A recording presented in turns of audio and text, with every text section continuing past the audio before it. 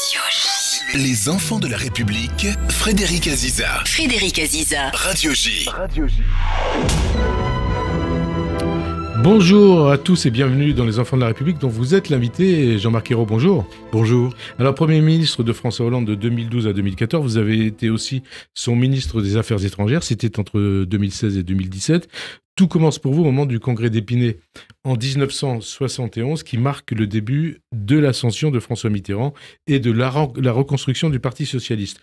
Professeur d'allemand, vous devenez maire de Saint-Herblain, c'est dans la banlieue de Nantes en 1977 avant d'être élu maire de Nantes en 1989.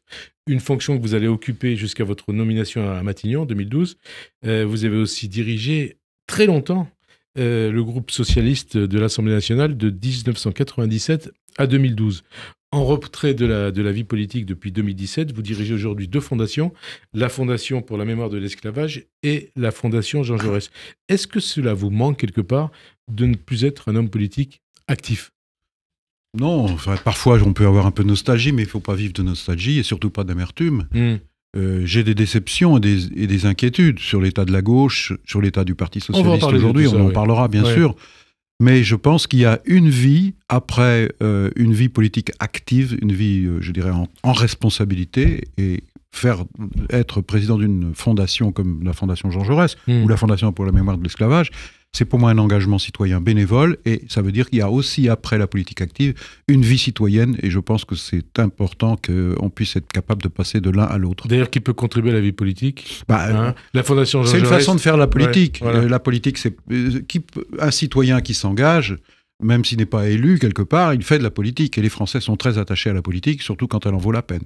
Alors, à l'origine de l'homme que vous êtes devenu, Jean-Marc Ayrault, un parcours d'enseignant, de militant socialiste, de dirigeant du PS et aussi de rencontres. Quelles ont été vos plus belles années ? Moi, mes plus belles années, c'est toutes les années. D'abord, c'est ma vie familiale, ma femme Brigitte, qui a écrit un livre sur son parcours.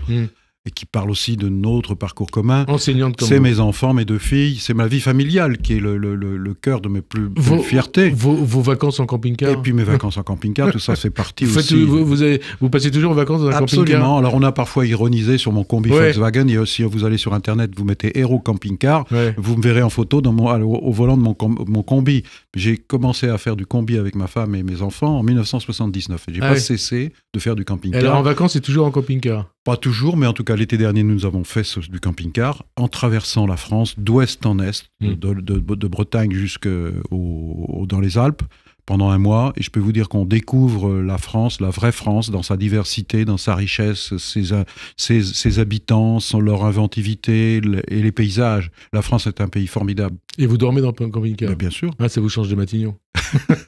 Quand j'étais à Matignon, évidemment, je ne pouvais pas faire de camping-car. J'imagine pas d'avoir la sécurité à côté de moi, ou derrière moi et devant moi. Vous avez un camping-car français ou allemand ?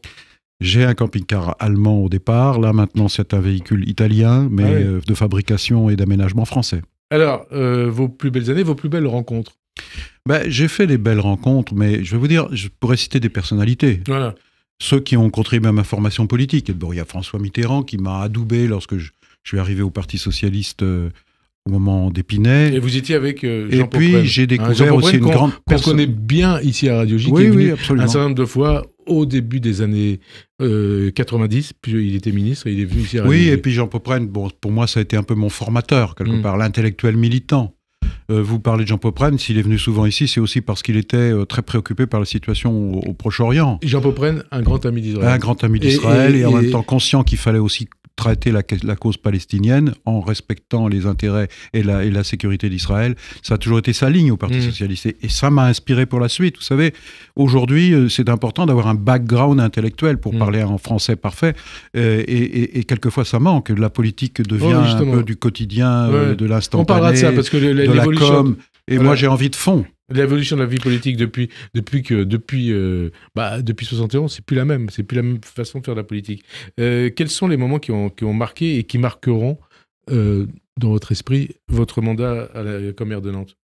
Mais moi, c'est quelque part vos plus belles années, Mes plus belles années ont commencé à Saint-Herblain, où j'ai été maire 12 ans. C'est une ville quand même de 40 000 habitants. J'avais 27 ans. Et je crois que vous étiez le plus jeune maire des villes de plus de 30 000 habitants. Et effectivement, j'ai appris la fonction de maire, et puis surtout, j'ai rencontré des gens. il y avait une proximité avec les électeurs, les citoyens. C'est quelque chose qui m'a enrichi, j'ai appris énormément d'eux. Et quand je suis arrivé à Nantes en 1989, j'avais cette expérience déjà de gestion d'une ville et j'étais tout de suite opérationnel. Et surtout, ma fierté à Nantes, c'est d'avoir, au fond, pris les responsabilités au moment où Nantes était en déclin. Il y avait des pertes d'emplois considérables, des industries qui fermaient, les chantiers navals, les industries métallurgiques, l'industrie agroalimentaire. Et finalement, aujourd'hui, on peut dire que Nantes s'est redressée, que Nantes a retrouvé un élan et un chemin, une dynamique et une nouvelle image.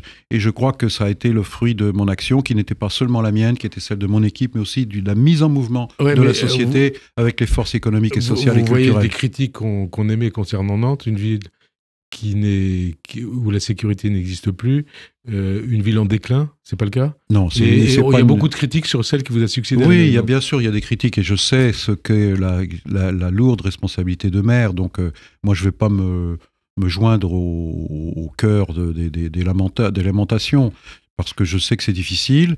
Mais en même temps, quand vous parlez de la situation économique aujourd'hui, Nantes a quasiment le plein emploi.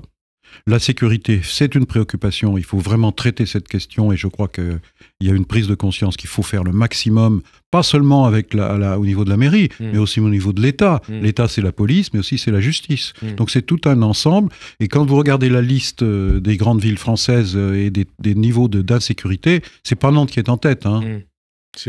Il y a c'est Lille, c'est Grenoble, c'est Montpellier avant, toujours des villes de gauche, Paris. Non, c'est les grandes villes qui sont confrontées. Et avec un problème qui touche pas seulement les grandes villes. La drogue.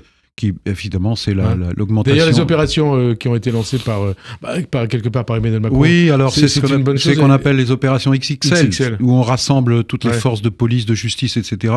Ce qu'il faut, c'est que ce soit pas sans lendemain. Mais là, ça vous paraît être aller dans le bon sens? C'est une opération qui porte quelques fruits, mais si ça ne s'inscrit pas dans la durée pour démanteler les réseaux, ça ne marchera pas. Est-ce qu'il faudra envoyer l'armée contre les réseaux de drogue? Non, mais l'armée ne pourra rien faire. C'est un travail de police et de justice qui demande beaucoup de temps, beaucoup de patience, beaucoup de détermination. Alors on a souvent parlé de l'enfer de Matignon, Jean-Marc Ayrault, et de la malédiction de Matignon. Est-ce que vous avez vécu ainsi votre passage à Matignon? Pas du tout. Moi, d'abord, je suis honoré d'avoir exercé cette fonction. J'ai été nommé par François Hollande et c'est une marque de confiance qui m'a évidemment, auquel j'ai été sensible. C'est une tâche difficile qui vous accapare totalement. Il ne faut pas penser autre chose, il faut penser se concentrer que ça pèse lourd, mais en même temps, c'est une belle mission parce que vous êtes là au cœur de l'État, numéro 2 de l'État, après le président de la République, à la tête de l'administration française, donc en quelque sorte à la tête d'une plateforme qui fait fonctionner les ministères en lien avec la société, en lien avec les pouvoirs locaux, avec les organisations syndicales. Ça a été une lutte de tous les jours, mais ça a été une fierté. Une lutte de tous les jours contre François Hollande? Non, une lutte contre les jours pour faire bouger les choses. Parce que, vous voyez, moi, vous avez parlé de mon expérience de Nantes. Et de Saint-Herblain, comme élu local. J'ai été élu longtemps, 12 ans, 23 ans, président du groupe socialiste. Voilà. Mais quand vous êtes maire et que vous avez la durée pour vous, vous voyez les choses changer tous les jours. Le résultat de votre action. Surtout quand vous êtes à la tête du mairie. Absolument. Et quand vous êtes à la tête de Matignon, et surtout si vous y êtes 2 ans, et en général, la durée de moyenne, c'est pas beaucoup plus de 2 ans pour les premiers ministres. En fait, vous voyez très très peu les résultats de ce que vous avez engagé. Et donc les gens que vous rencontrez dans la rue vous disent « Mais alors, qu'est-ce que vous faites? On n'a rien vu encore. » Donc c'est la différence avec une mairie. Alors justement, comment vous jugez les premiers pas de Gabriel Attal à Matignon que vous avez peut-être croisé quand il était au cabinet de Marisol Touraine? Oui, je croisais et voyais et travaillais surtout avec sa ministre, Marisol Touraine, qui était une bonne ministre dans mon équipe. On le croisait. Et donc qui vient du Parti Socialiste. Oui, comme d'autres. Bon, après, ils ont le droit d'évoluer. Je crois que Gabriel Attal a beaucoup d'énergie, de qualité, de capacité. Après, je crois qu'il faut faire extrêmement attention parce que la com de crise ne peut pas trouver les solutions aux vraies crises. Et effectivement, il y a une crise du logement, il y a une crise de l'école, il y a une crise de notre système de santé, il y a une crise agricole. Et les conseillers en com, et notamment en gestion de crise, ça suffit pas. Parce que très très vite, on va voir la différence entre ce qui est dit, ce qui est annoncé et ce qui est fait. Il fait beaucoup trop de com, c'est ce que vous voulez dire? Je mets en garde. Je dis pas que... Alors, quel conseil vous pourriez lui donner? Non, mais j'ai pas de conseil à donner. Vous avez été Premier ministre. En fait, c'est ça, le fond de l'affaire qui concerne pas seulement Gabriel Attal, qui concerne tous les premiers ministres, quels qu'ils soient de droite droite ou de gauche, c'est faire en sorte que l'explication quotidienne que doit donner un chef de gouvernement ne creuse pas le fossé entre le dire et le faire. Et c'est le cas aujourd'hui ou pas ? Bah, ça, c'est pas arrangé parce qu'il y a quelque chose qui... Non, mais depuis Gabriel Attal est à Matignon. Il est là depuis tellement peu de temps que je ne peux pas en juger pour l'instant. Ouais. Mais je mets en garde sur ce risque de l'hyper-communication, comme l'hyper-présidence, parce que le fossé se creuse avec l'opinion, avec les gens qui sont sur le terrain, c'est-à-dire les citoyennes et les citoyens. Et quand le fossé se creuse, c'est la confiance qui disparaît et c'est un danger pour la démocratie. Alors, Gabriel Attal, toujours, l'état du déficit public est préoccupant. Le Premier ministre a annoncé une réforme de l'assurance chômage d'ici l'automne en jouant soit sur la durée d'indemnisation, aujourd'hui 18 mois qui pourrait n'être plus que de 12 mois, soit ou aussi sur les conditions d'accès aux allocations. C'est une réforme juste ? Non, ce n'est pas une réforme juste, parce que surtout qu'elle est en contradiction avec ce qui avait été annoncé comme doctrine par le président de la République. C'est-à-dire, on diminue les avantages de l'indemnisation du chômage, qui, je rappelle, est une assurance payée par les cotisations des salariés. On les diminue lorsqu'on est en situation de plein emploi. Mais quand on est en situation où le chômage remonte, c'est une réforme qui est d'abord une réforme budgétaire, et ça, c'est scandaleux. Ça veut dire qu'il faut, vous dites à Gabriel Attal, il faut stopper ça ? Je ne suis pas le seul à le dire. Hein, mais qu'est-ce que vous dites, vous ? Je dis qu'il ne faut surtout pas faire cette réforme. J'ai noté qu'Elisabeth Borne, qui était son prédécesseur, avait dit la même chose. J'ai noté qu'au sein de la majorité, vous lisez le Canard enchaîné. Renaissance, oui, absolument, ça m'arrive, un bon journal, et indépendant. Et j'ai noté qu'au sein de la majorité, il y avait des critiques, et qui fait d'ailleurs cette réforme annoncer l'unanimité de toutes les organisations syndicales contre elle. Pour enrayer aussi le dérapage des finances publiques, un déficit quand même de 5,5%. Hein. Oui. Gabriel Attal veut taxer les rentes en parallèle de son projet de réforme de l'assurance chômage. Ça va dans je ne sais pas ce qu'il veut faire en matière de prélèvements fiscaux, puisqu'il y a un discours officiel, celui du président de la République, relayé par le ministre de l'économie et des finances, Bruno Le Maire, on n'augmente pas les impôts, on veut même les baisser. Ouais. Quelle est la vérité ? Mais vous pensez quoi ? Les rentes, il faut les rentes, évidemment. Et il faut savoir qu'est-ce que c'est, ces rentes. Les rentes, c'est d'abord les profits énormes qui ont été faits en raison des circonstances liées à la guerre en Ukraine, qui ont profité à un certain nombre d'entreprises. Et il n'y a pas de raison que cet argent ne soit pas mis au service de la collectivité. Donc il faut taxer quoi, les entreprises du CAC 40 qui ont fait des bénéfices importants ? Vous avez les entreprises du CAC 40 qui ont fait des bénéfices importants dus à la crise, pas toutes, certaines, qui en ont profité. Et d'autre part, la quasi-totalité des entreprises du CAC 40 font des bénéfices énormes, des profits énormes, et notamment sont tellement en situation financière florissante, ce sont des entreprises brillantes, souvent, mais qu'elles sont capables de racheter des actions. Mais qui sont basées à l'étranger souvent aussi. Oui, mais c'est possible pour une partie de leur activité, tant mieux. Donc elles payent des impôts en France, en fonction du chiffre d'affaires qu'elles font en France. Oui, d'accord, mais ces super profits et qui permettent de racheter des actions, alors qu'au lieu de racheter des actions, les entreprises feraient mieux d'investir, on a besoin d'investissement. Racheter des actions pour faire Moi, je serais partisan de taxer les entreprises qui rachètent leurs actions. Ah oui ? À quel niveau ? Je ne suis pas en train de donner le projet de loi. C'est une question de principe. Est-ce qu'on veut que ces grandes entreprises qui font des super profits participent à l'effort collectif nécessaire en matière d'investissement ? Parce qu'aujourd'hui, il y a des besoins en investissement considérables. Récemment, il y a eu un rapport de Jean Pisani-Ferry, d'Ilman Malouf, qui indique qu'il faut environ 25 à 30 milliards d'euros supplémentaires par an pour financer la transition énergétique. Où va-t-on prendre l'argent alors qu'on est actuellement... il faut trouver des ressources. Et est-ce qu'il faut taxer uniquement les entreprises qui font de super profits ou aussi les Français ? C'est 2% des Français qui gagnent le plus. Non, il y a évidemment, moi quand j'étais à Matignon, avant mon départ, j'avais proposé une réforme fiscale. Il est évident que qui commençait par le prélèvement à la source, ça a été fait, heureusement. Tout le monde disait que ça ne serait pas possible, et finalement ça marche. Et c'est Darmanin qui l'a fait. Hein. Oui, mais ça a été décidé sous le mandat de François Hollande. C'est pour ça, c'est ce que vous disiez tout à l'heure, on fait des choses à Matignon. Exactement. Non, je pense qu'effectivement, pour les 10% des Français les plus riches, un effort même provisoire qui permettrait de passer ce cap de la période difficile dans laquelle nous sommes et des besoins d'investissement, je crois que ça serait une question de justice. Au passage, les dirigeants de LR sont de plus en plus tentés par le dépôt d'une motion de censure contre le gouvernement. Est-ce que c'est justifié ? Est-ce que vous souhaitez que le PS vote cette éventuelle motion de censure ? S'il y a une motion de censure qui est déposée par un autre parti que le Rassemblement national, je suis convaincu que toutes les sensibilités de gauche la voteront. Ah oui, donc le gouvernement peut tomber. Le gouvernement peut tomber. Et vous souhaitez que le PS la vote s'il y a une motion de censure qui est déposée, il faudra bien sûr que la gauche soit aussi au rendez-vous. Non pas pour... Y compris si c'est une motion de censure, on est bien d'accord.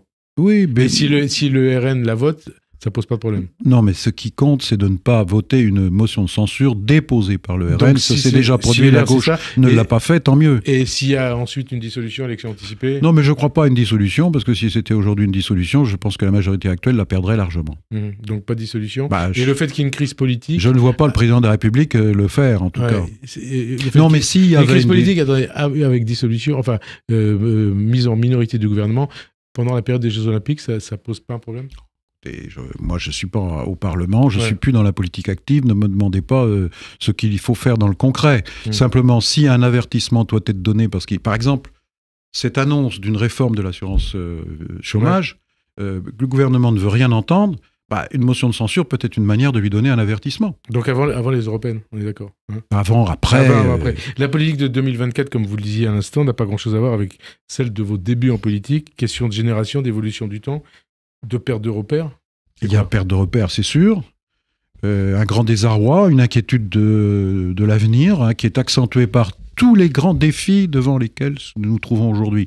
Le défi climatique et de la transition énergétique. Le défi démocratique, puisqu'aujourd'hui le nombre des démocraties dans le monde diminue au profit des régimes autoritaires. On le voit même en Europe, il y a de quoi s'inquiéter. Le fossé qui se creuse entre l'Occident et ce qu'on appelle le Sud global, on voit ce qui s'est passé en Afrique. Et vous voyez ça d'ailleurs à travers votre Fondation pour la mémoire de l'esclavage. Absolument. Non, je le vois. Bien sûr, la Fondation pour la mémoire de l'esclavage est très sensible à ce qui se passe dans le Sud global et en particulier en Afrique. Et puis pas seulement en Afrique. Je vois ce qui se passe aussi à Haïti en ce moment, où on a l'impression que ce pays qui a été la première république noire indépendante au moment de la Révolution française, aujourd'hui est abandonné. Donc la Fondation pour la mémoire de l'esclavage, qui va réunir son conseil d'administration aujourd'hui, va adopter un appel, et notamment à ce qui s'adressera à la France pour qu'une initiative soit prise au Conseil de sécurité pour aider ce pays à s'en sortir. Et puis, il y a aussi le défi technologique qui n'est pas sans conséquence sur la politique. C'est les neurosciences, c'est les biotechnologies, c'est l'intelligence artificielle. Tout ça bouleverse complètement les données et accélère le mouvement de l'histoire. Et il faut le maîtriser. Donc, c'est une question politique. On ne peut pas laisser les GAFAM, le marché, régler ces questions parce qu'elles peuvent mettre en cause nos libertés et nos principes démocratiques. L'accélération de l'histoire, Emmanuel Macron, il l'a comprise? Je pense qu'il en est conscient. Simplement. Et les années Macron, qu'est-ce qu'elles vous inspirent? Les années Macron? Je pense qu'il y a eu une déception qui explique sans doute le désarroi d'une partie de l'électorat de centre-gauche qui avait voté Macron dès 2017, qui a décroché en 2022, mais qui redécroche encore en ce moment, on le voit dans les sondages pour les élections européennes, parce qu'il y a une contradiction entre la promesse d'Emmanuel Macron de 2017 et la réalité de sa politique aujourd'hui. Une forme de droitisation qui sans doute inquiète, peut-être plaît à un électorat LR et qui permet de siphonner le parti des Républicains, mais qui ne rend pas service à la France, parce que je pense qu'en effet, on a besoin d'une politique de gauche, et parce que les questions qui se posent aujourd'hui demandent beaucoup plus de justice et de lutte contre les inégalités et les discriminations, et ça, on semble l'avoir oublié. Quand vous étiez Premier ministre, Emmanuel Macron était secrétaire général adjoint de l'Élysée. À l'époque, c'était le même Emmanuel Macron ou pas? Et moi, je l'ai connu à ce moment-là. C'est une personnalité attachante et sympathique. Attachante et sympathique. Oui. C'est toujours le cas aujourd'hui. Oui, toujours. Ouais. Mais ça n'empêche pas que je peux souligner des points de désaccord qui ne sont pas négligeables et qui ne sont pas secondaires avec sa politique. Maintenant, lorsque j'étais Premier ministre, moi, je n'avais pas affaire au secrétaire général adjoint de l'Élysée, j'avais affaire au président de la République, François Hollande. Mais c'est lui qui l'a nommé. Oui, d'accord, mais mon interlocuteur, bien sûr. C'était le président. Dans l'actualité, il y a la question de la laïcité. L'affaire du lycée Maurice Ravel, diriez-vous que c'est une défaite de la laïcité, un renoncement face à l'islamisme, avec ce départ forcé, prématuré? Le modèle français, le modèle républicain français, c'est la laïcité en fait partie, et c'est un des fondamentaux de la République. Et il faut à tout prix agir pour que ce modèle soit préservé. C'est la bonne garantie du vivre ensemble, de la cohésion sociale du pays. Donc il y a effectivement des tentatives de le déstabiliser, de l'affaiblir, et qui viennent notamment d'un islamisme rampant et qui peut influencer un certain nombre de jeunes. Mais moi j'ai le souvenir du vote de la loi de 2004. Mhm. J'étais président du groupe socialiste à l'Assemblée nationale, j'ai été dans le débat le porte-parole du groupe et j'ai tout fait pour que mon groupe vote cette réforme. Mais qu'est-ce qui s'est passé en 20 ans pour qu'on en arrive là? Écoutez, ce qui s'est passé en 20 ans, il y a à la fois du positif et du négatif. Le positif, c'est que quand vous regardez école et collège par collège, là où les enfants sont mineurs, où les signes religieux ostensibles sont interdits, globalement, cette loi, elle est respectée. Mais il y a un certain nombre de cas où qui résistent et il faut faire preuve d'une très grande fermeté. Puis il y a autre chose aussi qui me préoccupe, et là je parlais de l'islamisme, mais une des difficultés pour faire comprendre le sens de cette loi, c'est-à-dire l'interdiction des signes religieux au sein de l'école publique, quel qu'il soit, je pense qu'il y a une partie de la jeunesse qui a du mal à le comprendre. Et je ne parle pas d'une jeunesse qui serait influencée par les islamistes, mais une jeunesse qui est plus influencée par la culture anglo-saxonne. Par les réseaux sociaux, beaucoup de jeunes s'informent par les réseaux sociaux, par la musique, la culture, etc. L'idée que c'est une question de liberté. Chacun est libre de s'habiller comme il veut. Et ça, je pense qu'il y a un travail à faire. Et le retour de la blouse à l'école, ça serait bien? Non, je l'ai connu quand j'étais au lycée. Ouais. Quand j'étais au lycée en 1968, et une de nos revendications, c'était de ne plus avoir la blouse obligatoire à l'école. Non, mais c'est un peu dérisoire, ça. C'est un peu de l'ironie que vous faites là. Non, ce qu'il faut faire, c'est aider les enseignants à expliquer la laïcité. Et aider les élèves à comprendre la laïcité. Aider les enseignants à expliquer la laïcité. A priori, les enseignants, vous l'avez été, le savent. Oui, ils le savent, mais la pédagogie, il faut les aider parce que parfois ils ont le sentiment d'être abandonnés. D'être abandonnés, justement, quand vous constatez qu'une députée LFI, en l'occurrence Danielle Simonet, met en cause dans un tweet la probité du proviseur du lycée Ravel, participant ainsi à la campagne qui a été menée contre lui. Qu'est-ce que cela dit de l'évolution du débat politique et quelque part de l'état de la gauche? Ah, mais c'est pas l'état de la gauche, c'est l'état d'une partie de la gauche. Ouais. Parce que l'immense majorité de la gauche est républicaine, attachée à la laïcité. Non, mais l'évolution de cette partie de la gauche, cette évolution me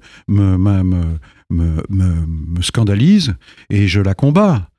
Parce que là, attaquer le proviseur alors qu'on sait très bien qu'il a été victime des réseaux sociaux, de la campagne qui a été menée contre lui. Qui a été assassiné. Mais oui, c'est la même chose. Donc il faut être intransigeant sur cette question. Mélenchon, c'était l'ami de Charb. Il avait prononcé son éloge funèbre après le massacre de Charlie.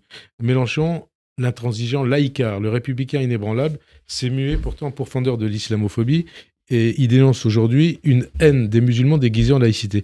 Qu'est-ce qui s'est passé ?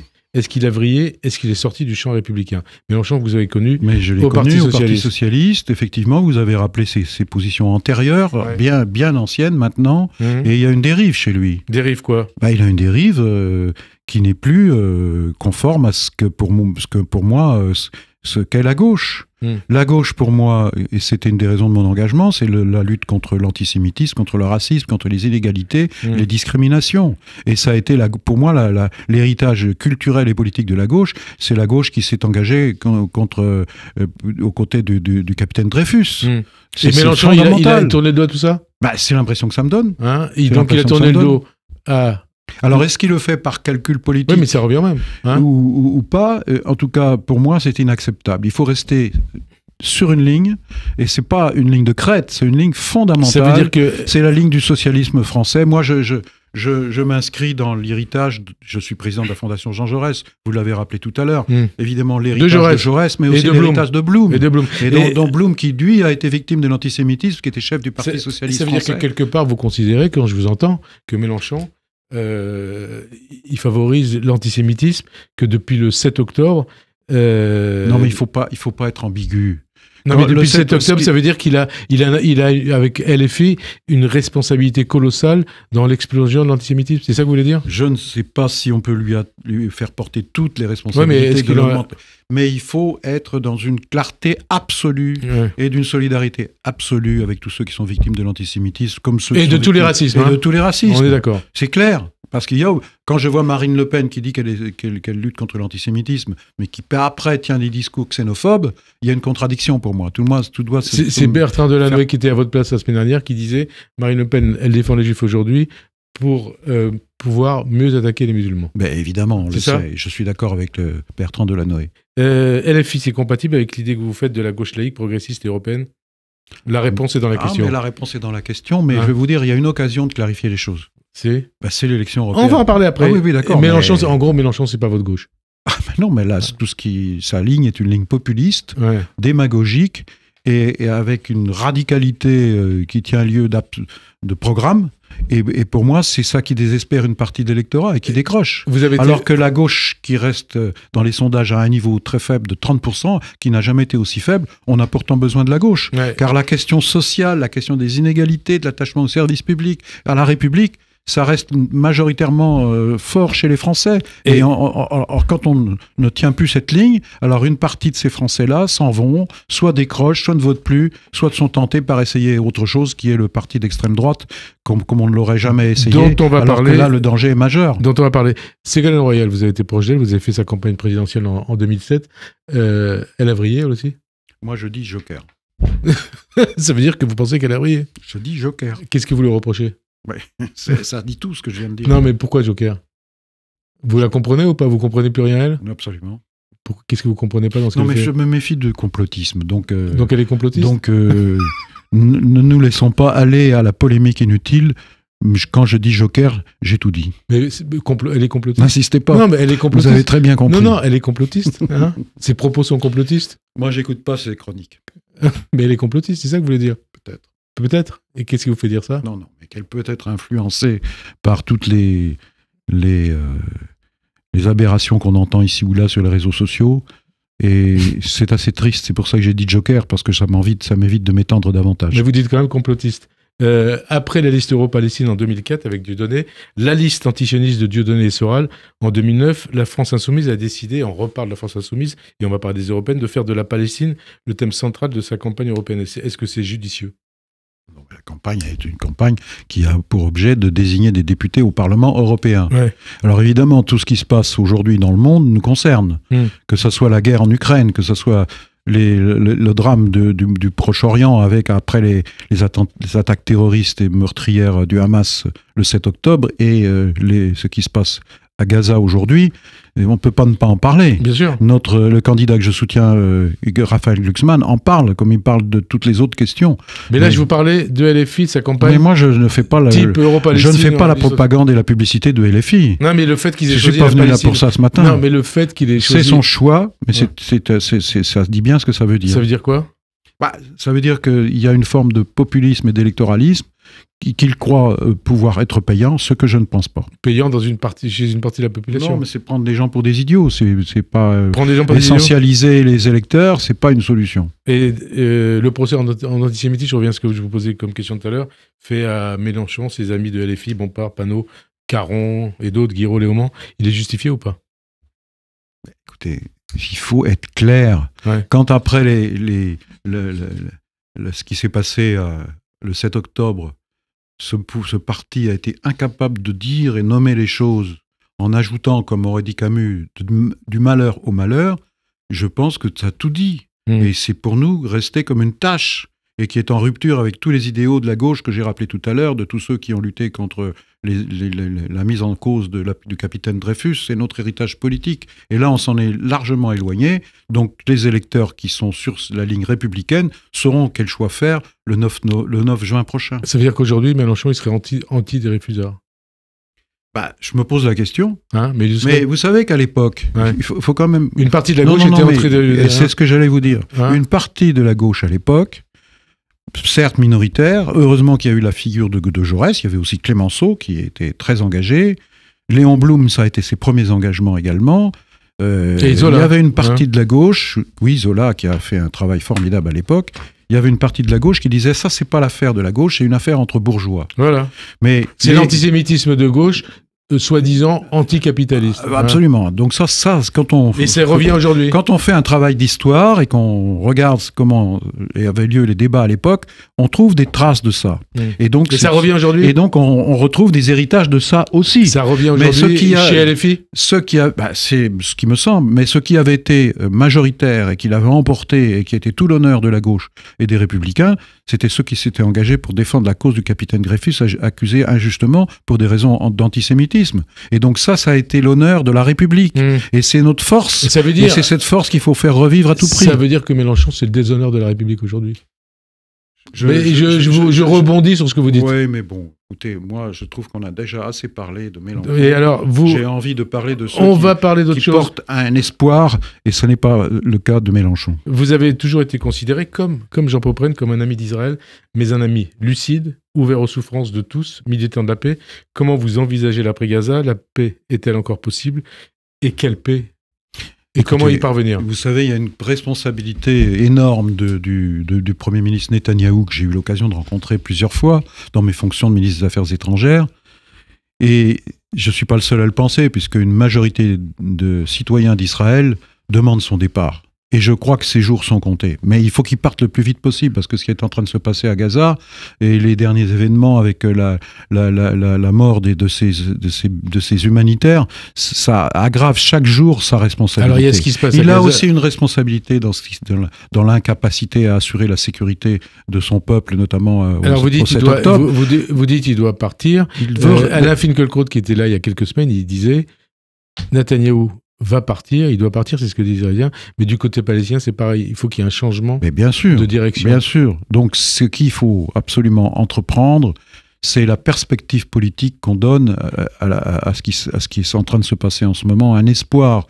Et donc la question palestinienne, il faut la traiter, parce que pendant des années, on a considéré que c'est une affaire du passé. Moi, j'étais ministre des Affaires étrangères, j'avais la responsabilité d'organiser une conférence internationale qui a eu lieu à Paris en juin 2016, pour relancer le processus de paix. J'ai vu Netanyahou, j'ai vu Mahmoud Abbas, et j'ai là vu des interlocuteurs qui n'avaient pas envie d'avancer. J'ai rencontré les dirigeants arabes, j'avais l'impression aussi d'une certaine forme d'indifférence et de politesse. Il y a eu depuis les accords d'Abraham. J'ai vu les représentants des États-Unis, John Kerry, qui m'a fait comprendre aussi que les États-Unis n'avaient pas envie de s'engager vraiment à fond pour la cause palestinienne. Alors qu'est-ce que change de cette octobre ? Aujourd'hui, la cause palestinienne, elle est toujours là. Donc ça veut dire qu'il faut repartir sur de nouvelles bases. Le départ de Netanyahou sera une des conditions, mais une nouvelle autorité palestinienne le sera aussi. Et le départ du Hamas, la fin du Hamas. Mais ça, évidemment. L'éradication du Hamas. Mais attendez, le Hamas, c'est un mouvement politique et la libération des otages militaire qui dit très clairement que pour lui, il faut libérer la Palestine du Jourdain à la mer. C'est ce que dit, d'ailleurs, vous allez dire que j'ai une obsession. C'est ce que dit Rima Hassan, qui est sur la liste. Mais je sais. Mais ça veut dire que la destruction d'Israël. Oui. Alors, il faut arrêter ce qui est en train de se passer. C'est pour ça que la demande de cessez-le-feu, qui a fait l'objet d'une décision majoritaire du Conseil de sécurité, doit être mise en œuvre le plus vite possible. Parce que c'est aussi l'intérêt d'Israël et de sa sécurité que cette question soit posée. Alors, au passage, autre dossier international, l'Ukraine. Poutine et sa guerre en Ukraine, sa guerre barbare en Ukraine, met-il en danger la paix du monde? Faut-il évacuer l'hypothèse d'une troisième guerre mondiale? Est-ce que le parallèle fait entre Poutine 2024 et Hitler 1938 est pertinent? Moi, je ne veux pas faire trop de comparaisons historiques. Ce que je sais, c'est que... vous en avez fait tout à l'heure avec l'affaire Dreyfus. Oui, mais bien sûr, parce qu'il faut parler aussi de l'héritage culturel et politique. L'histoire. Mais je crois que ce qui est très important, c'est qu'après l'attaque de Poutine et son invasion de l'Ukraine, il y a eu une réaction solidaire de tous les Européens. Ce n'était pas forcément gagné d'avance. Ça, c'est positif. Maintenant, ça c'est positif, alors je rebondis. Ce qu'a proposé Emmanuel Macron, qui n'exclut pas l'envoi de troupes françaises et de l'OTAN. Oui, alors en Ukraine, est-ce que c'est une idée qui peut être étudiée? Non, mais attendez, je pense que là, la question, c'est je crois, le Premier ministre polonais qui a dit plus de mots, ce dont a besoin l'Ukraine, c'est d'obus. Et donc, c'est-à-dire que les promesses qui ont été faites à l'Ukraine de garantir la livraison d'armements en tout genre dont elle a besoin aujourd'hui, il faut le faire. C'est la priorité, c'est l'urgence. Et quand vous voyez ce qui se passe en France, il y a eu le vote à l'Assemblée, le RN et LFI, est-ce que ce sont des partis d'étrangers? Est-ce que ce sont les partis de Poutine en France? Ils sont pas clairs, c'est tout. Ils sont pas clairs parce que... Vous les renvoyez dos à dos, RN, LFI, en tout cas sur l'Ukraine? Oui, enfin sur l'Ukraine, il faut surtout être clair. Ouais. C'est-à-dire, il y a une agression qui vient de Poutine. Une agression qui vient de la Russie, c'est pas tout le peuple russe, mais en tout cas c'est Poutine, qui a dit la fin de l'Union soviétique, c'est la plus grande catastrophe qui est plus du XXe siècle. Et Poutine a la nostalgie du passé. C'est pas seulement la nostalgie de l'Union soviétique, c'est la nostalgie de l'Empire russe. Ouais. Et donc il veut dominer les territoires et les pays autour de lui, mais en s'attaquant à l'Ukraine et en menant aussi une guerre hybride contre l'Europe et en particulier contre la France, c'est une menace qui nous concerne aussi. Le 17 janvier 1995, vous vous souvenez de cette date ? Quelques mois avant la fin de son mandat, François Mitterrand avait dit devant le Parlement européen à Strasbourg que le nationalisme, c'est la guerre. Est-ce que vous diriez aujourd'hui que le populisme, qu'il soit d'extrême gauche ou d'extrême droite, c'est la guerre ? Ça peut conduire à la guerre et ça peut conduire parfois à des drames terribles. C'est pour ça qu'il faut à tout prix défendre des démocraties qui sont aujourd'hui en danger. Mais il faut en même temps que les démocraties portent un espoir pour les peuples. Et l'Europe, c'est la paix. Qu'elles ne les déçoivent pas et qu'elles règlent les problèmes que les gens vivent tous les jours. L'Europe, c'est la paix ? L'Europe, oui, l'a montré, c'est la paix. Mais l'Europe doit être aussi une puissance politique. Alors justement, puissance politique, dans ce contexte de guerre en Ukraine, aux portes ou même en Europe, les élections européennes de juin prochain, que vous avez déjà évoquées, est-ce qu'elles sont essentielles ? Elles sont évidemment essentielles, et je sens comme un... Plus que jamais ? Elles sont plus depuis 1979, c'est... Absolument, absolument. Depuis la première élection du Parlement européen au suffrage universel, l'Europe aujourd'hui à un tournant. On a vu que dans la crise du Covid, elle avait été capable de s'unir, de commander collectivement des médicaments. On a vu qu'après la crise du Covid, elle était capable d'adopter un plan d'investissement énorme, de façon massive, financé par l'emprunt. Là, il faut aller plus loin. Il y a la question de la défense. Si demain Trump est président des États-Unis, il y a un risque que les États-Unis s'éloignent de l'OTAN et mettent en danger la sécurité de l'Europe. Donc là, il y a une prise... il faut une Europe de la défense ? Il y a une prise de conscience. On en parle depuis des dizaines d'années. Oui, mais c'est en train de bouger. Ouais. Déjà là, chaque collectif d'armes et d'avoir soutien à nos industries de défense en Europe, c'est en train de la réquisition dont parle Sébastien Lecornu, ça fait partie des exigences qu'un État doit avoir vis-à-vis de son industrie de défense. Oui, mais tout ça, c'est des actions concrètes. Mais il y a aussi la nécessité de financer la transition énergétique, de mieux se protéger par rapport à la concurrence chinoise, et notamment de nos marchés internationaux. Donc il y a un modèle économique, écologique et politique et géopolitique à mettre en œuvre, et l'Europe le peut, et redonner un espoir et une sécurité à tous les Européens. Élection européenne, Alice Bardella fait la course en tête dans tous les sondages. Qu'est-ce qui peut empêcher la victoire de Marine Le Pen en 2027 ? C'est que il y a un sursaut. Et ce sursaut, il ne faut pas simplement regarder ce qui se passe et la politique comme un spectacle, et comme étant un spectateur qui ne serait pas engagé et qui serait simplement pour observer. Et donc il y a une partie de la réponse qui manque aujourd'hui, c'est la réponse de la gauche. Aujourd'hui, la gauche est absente. Alors attendez, avant de parler de la réponse de la gauche, la liste Glucksmann. Justement. La liste de Raphaël Glucksmann, elle figure en 3e position dans les sondages. Est-ce que c'est le signe, pour l'instant, est-ce que c'est le signe d'un retour en grâce pour la social-démocratie, quelque part, que vous incarnez? Et quand vous dites pour l'instant, ça veut dire qu'elle peut passer 2e? Non, mais une élection se fait le jour de l'élection, ça ne se fait pas avant, par les sondages. Alors, est-ce qu'elle incarne la social... Est-ce que c'est Raphaël Glucksmann, que je soutiens, a fait un parcours formidable depuis sa première élection il y a 5 ans. Je suis pas sûr que vous disiez la même chose à 5 ans. Ah non, je l'ai soutenu il y a 5 ans. Aucun doute, je l'ai soutenu. Mais évidemment, pas avec le même enthousiasme. Mais je le connaissais pas, donc j'ai vu combien il avait progressé, combien il avait affirmé ses capacités. Donc il fait une campagne qui me paraît excellente et qui couvre tous les champs, et pas seulement l'Ukraine et la situation au Proche-Orient. Donc il y a un projet là qui est en train d'être présenté aux Français et qui permet une clarification. Et donc voter pour la liste Glucksmann, c'est aussi contribuer à clarifier les questions qui divisent la gauche. On en a évoqué plusieurs il y a quelques instants, y compris la manière de faire la transition écologique. Donc ça fait aussi partie d'une partie des divergences avec le mouvement écologiste. Donc je souhaite que la liste Glucksmann arrive en tête de la gauche le plus haut possible, y compris peut-être même en secouant la liste de la majorité actuelle Renaissance. Ça, c'est pas impossible. Et ensuite, il faut une initiative politique. On va parler d'initiative politique. Oui, mais c'est très important.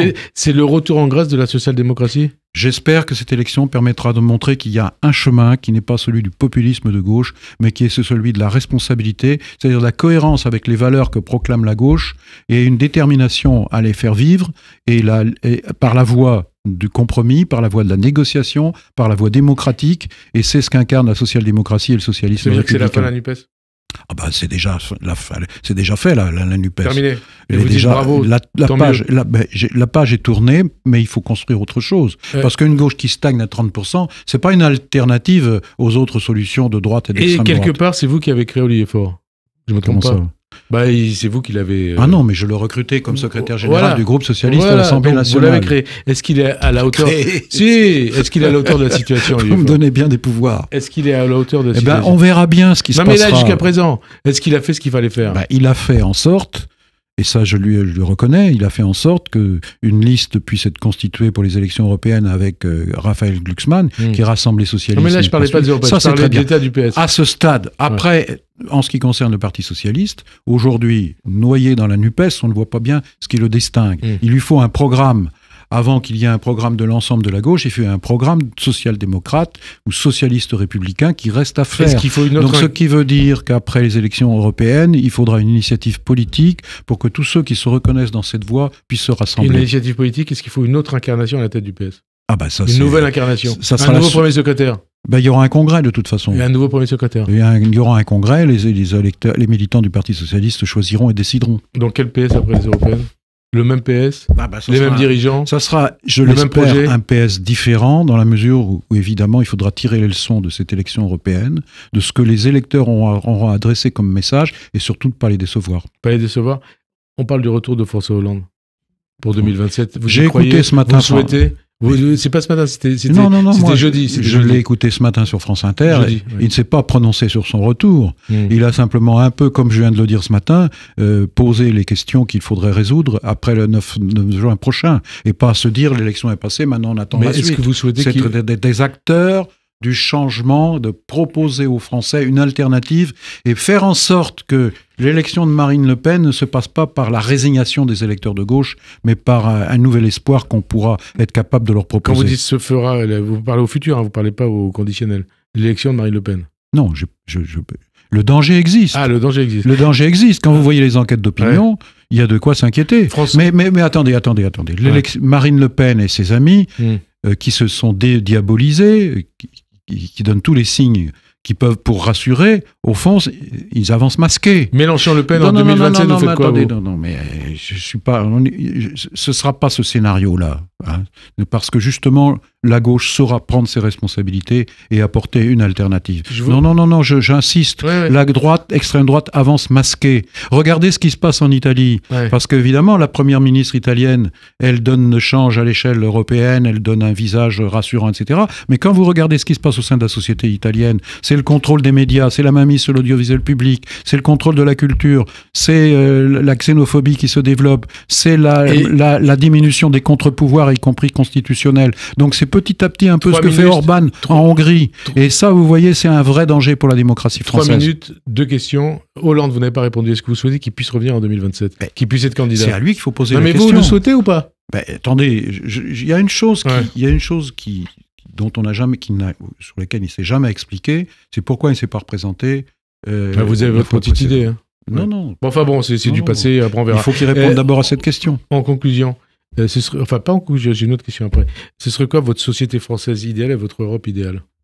Ce serait une Europe, d'abord, qui s'affirme comme une puissance politique, porteuse d'un projet démocratique et social, donc qui donne un espoir à un continent qui est héritier de toute une civilisation et une culture, mais qui fasse en sorte que cet héritage ne soit pas dilapidé et qu'il soit une garantie pour la paix mondiale et qu'il joue un rôle géopolitique dans un monde tellement bouleversé, aussi bien avec la Russie que la Chine, le monde du Sud qui est aujourd'hui dans le ressentiment et la déception, et puis les États-Unis qui n'ont plus envie de jouer leur rôle mondial. Donc je crois que c'est ça l'Europe qui prend ses responsabilités. Puisque vous parlez de la paix mondiale, il y a une menace sur la paix mondiale, c'est la menace terroriste, la menace de l'islamisme, du terrorisme islamiste. Est-ce qu'il faut redouter cette menace aux Jeux Olympiques de Paris? Je crois que les autorités françaises, et là il faut vraiment faire bloc, le Premier ministre, les ministres de l'Intérieur, de la Justice, et l'ensemble de tous les responsables politiques font tout pour préparer un événement qui doit être un événement de fête. Et la France a bien montré qu'elle était capable d'organiser des grands événements sportifs, mais il y a encore des précautions à prendre. Il faudra redoubler de sécurité, redoubler de précautions, parce que je crois qu'on n'est jamais à l'abri d'une menace. À l'abri d'une menace, un risque terroriste. Évidemment, tout le monde en est conscient. Et là, vous considérez que les initiatives prises par le gouvernement vont dans le bon sens? Je pense que ça va dans la bonne direction. Mais c'est une mobilisation générale, vous savez. Les Jeux Olympiques auront lieu à Paris, ils auront lieu aussi dans un certain nombre de villes de province. Cette mobilisation doit être, je dirais, forte jusqu'au bout, jusqu'au dernier moment, jusqu'au dernier instant. Merci en tout cas Jean-Marc Ayrault d'avoir accepté de participer à cette émission. Bonne fin de journée sur Radio J, à dimanche prochain. Merci. Au revoir.